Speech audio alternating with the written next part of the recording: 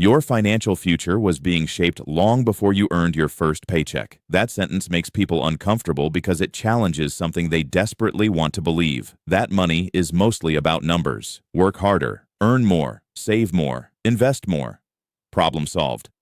But if that were true, millions of intelligent, hardworking people wouldn't feel stuck year after year. You know the feeling. You promise yourself this month will be different.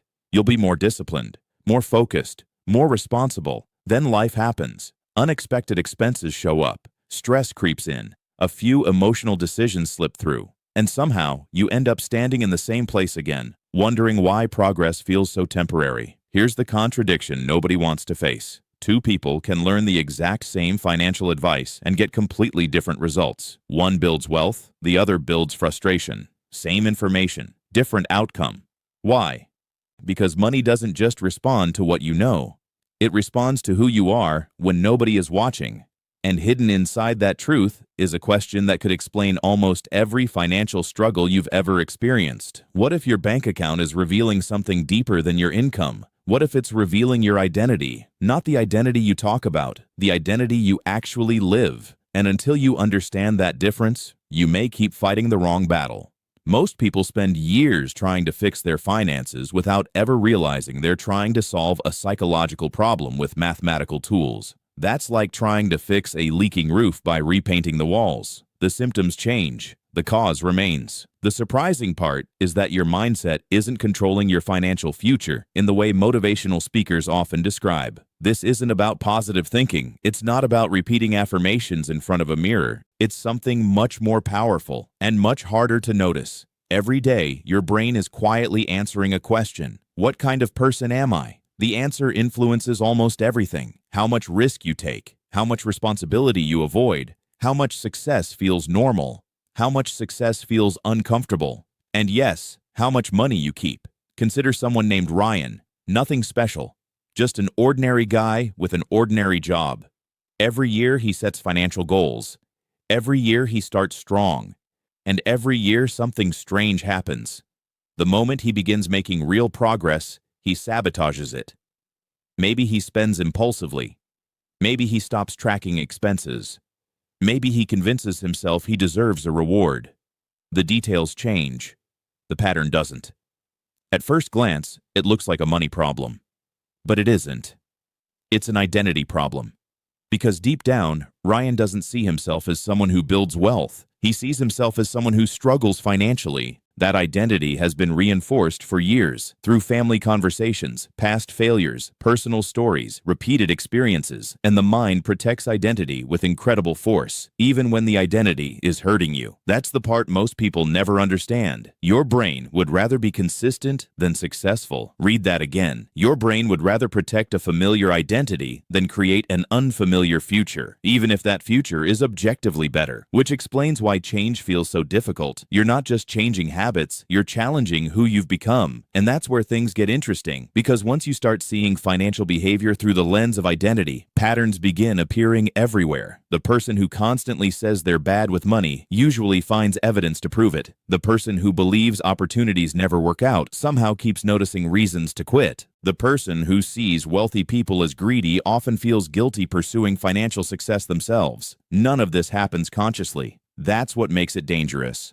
The script is running in the background, quietly influencing decisions, quietly shaping outcomes, quietly creating a future that feels accidental even though it's being built every day. But here's where the story changes, because identity isn't fixed, it's trained. And the people who eventually transform their finances often discover something unexpected. They didn't become wealthy because they learned better money strategies. They learned better money strategies because they became a different person first. Small distinction, life-changing consequence. Now imagine another person, same income as Ryan, same economic environment, same challenges. Let's call her Sarah. Sarah experiences the same setbacks, unexpected bills, financial mistakes, moments of doubt, but she interprets them differently. Ryan sees a setback and thinks, "This always happens to me." Sarah sees a setback and thinks, "This is something I need to solve." One response creates helplessness, the other creates ownership, and ownership changes everything.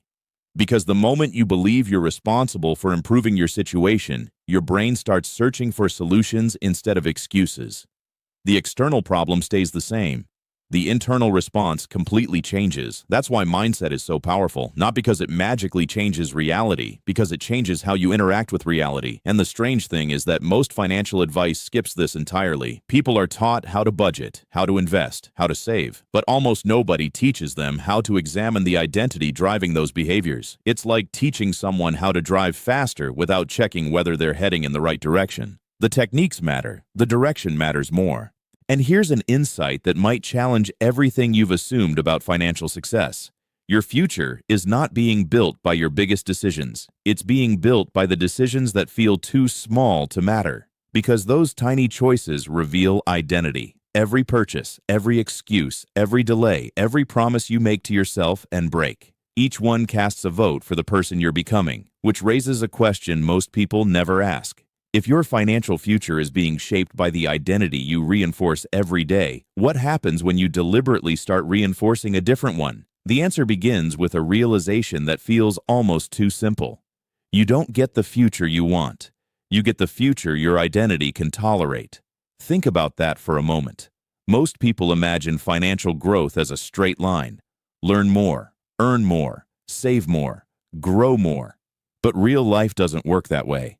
People often rise until they reach the edge of what feels normal. Then something strange happens. They pull themselves back, not consciously, not intentionally, but predictably, because every person has an internal thermostat. Just like a thermostat regulates temperature, your identity regulates behavior. If a room gets too hot, the thermostat works to cool it down. If it gets too cold, it works to warm it up. Your identity does something similar. When your actions move too far away from the person you believe you are, internal resistance appears. You procrastinate, you hesitate, you overthink, you self-sabotage. Not because you're incapable, because you're operating outside your identity's comfort zone. This is why someone can lose weight and gain it back, build savings and spend it, create momentum and destroy it. The external result changed, the internal identity didn't, and eventually the identity wins. Every time, at least until something deeper changes. Here's the revelation.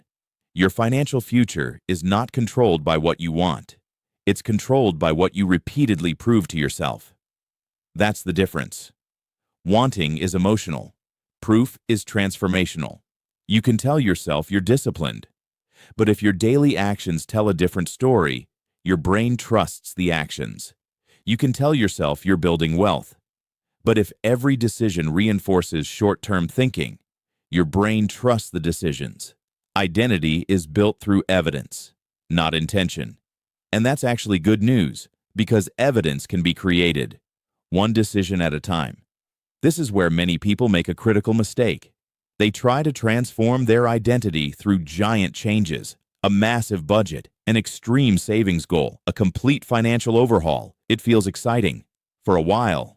Then reality arrives. The plan becomes exhausting. Consistency disappears. Old behaviors return, and the failure becomes new evidence. Evidence that reinforces the old identity. The cycle starts again. But people who successfully change their financial future usually take a different path. They focus on becoming the type of person who naturally produces better outcomes. Notice the difference. They aren't chasing a result. They're building a character. That shift changes everything. Imagine two people saving money. The first person thinks, I hope I can save this month. The second thinks, I am someone who keeps promises to myself. Same action, different identity. The first depends on circumstances. The second depends on self-image. And self-image is far more powerful than motivation.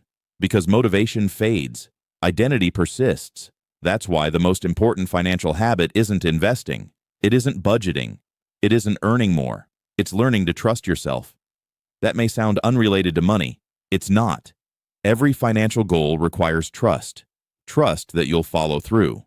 Trust that you'll stay consistent. Trust that you'll act in alignment with your future instead of your impulses. Without trust, every goal becomes fragile. With trust, progress compounds. And here's the surprising part. You build trust the same way you build wealth. Gradually, small deposits, repeated consistently. Every time you do what you said you would do, you make a deposit. Every time you abandon your own commitments, you make a withdrawal. Eventually, your level of self-trust determines how ambitious you're willing to become, because deep down, nobody sets goals they don't believe they can sustain. That's why some people stay stuck for years, even when opportunities surround them. The limitation isn't always external. Often, it's internal, a quiet belief hiding beneath the surface. A belief that says, people like me don't achieve things like that. And as long as that belief survives, progress remains difficult. The moment it changes, possibilities expand. Not because the world changed, because your relationship with the world changed. Remember Ryan from earlier. The breakthrough wasn't discovering a secret investment strategy.